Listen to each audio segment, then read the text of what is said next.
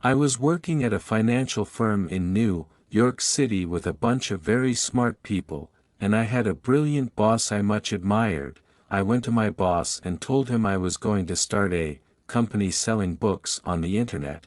He took me on a long walk in Central Park, listened carefully to me, and finally said, "That sounds like a really good idea, but it would be an even better idea for someone who didn't already have a good job. You can have a job, or you can have a career, or you can have a calling, and if you can somehow figure out how to have a calling, you have hit the jackpot, because that's the big deal."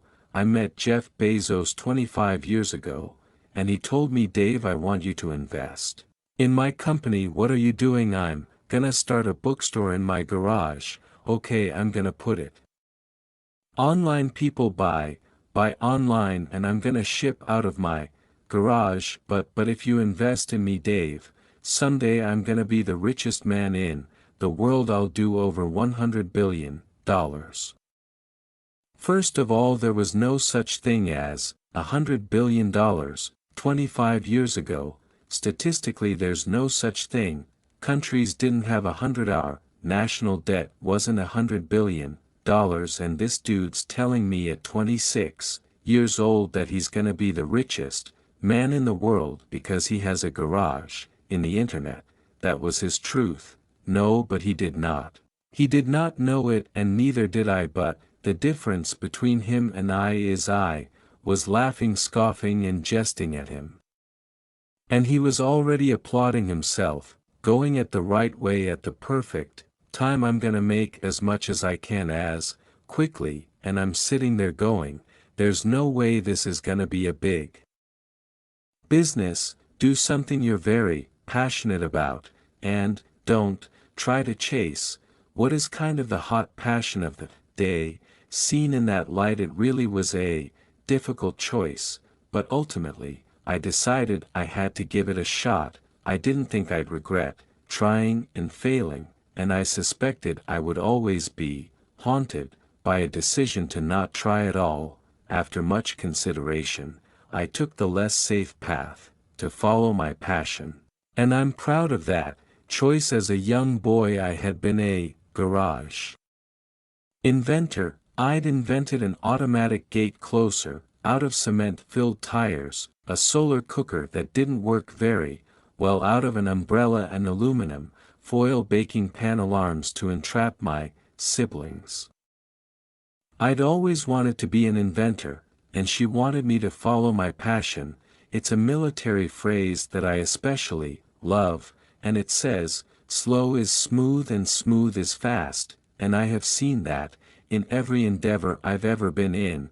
That's the kind of thing that really allows you to make progress. You get certain gifts in life and you want to take advantage of those, but I guess my advice on adversity and success would be to be proud not of your gifts but of your hard work and your choices. So you may be the kinds of gifts you get. You might be really good at math. It might be really easy for you. That's a kind of gift. But practicing that math and taking it to the next step, that could be very challenging and hard, and take a lot of sweat.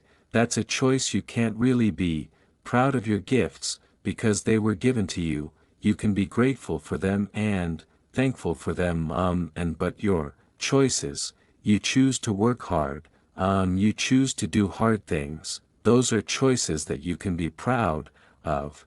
You can choose. We all get to choose our life stories, and it's the choices that define us, not our gifts. Everybody in this room has many gifts. I have many gifts. You can never be proud of your gifts, because they're gifts. They were given to you. You might be, tall, or you might be really good at math, or you might be extremely beautiful or handsome, or they're many gifts, and you can only be proud really of your choices, because those are the things that you are acting on. And one of the most important choices that each of us has, and you know this just as well as I do, is you can choose a life of ease and comfort, or you can choose a life of service and adventure. And when you're 80, which one of those things you think you're going to be more proud of? You're going to be more proud of having chosen a life of service and adventure. Never been a better time to be alive.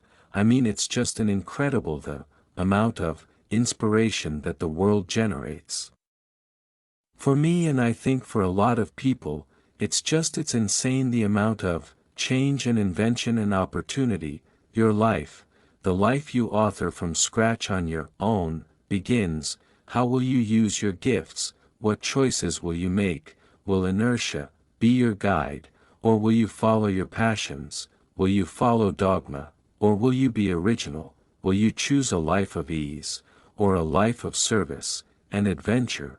Will you wilt under criticism, or will you follow your convictions? Will you bluff it out when you're wrong, or will you apologize?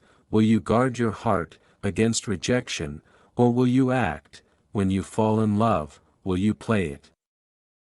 Or will you be relentless? Will you be a cynic, or will you be a builder?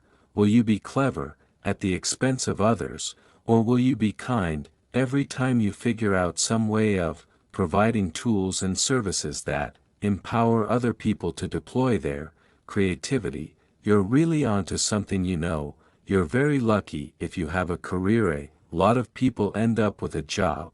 If you don't love your work, you're never going to be great at it. Jules Verne, Mark Twain, Galileo, Newton, all the curious from the ages would have wanted to be alive, most of all right now.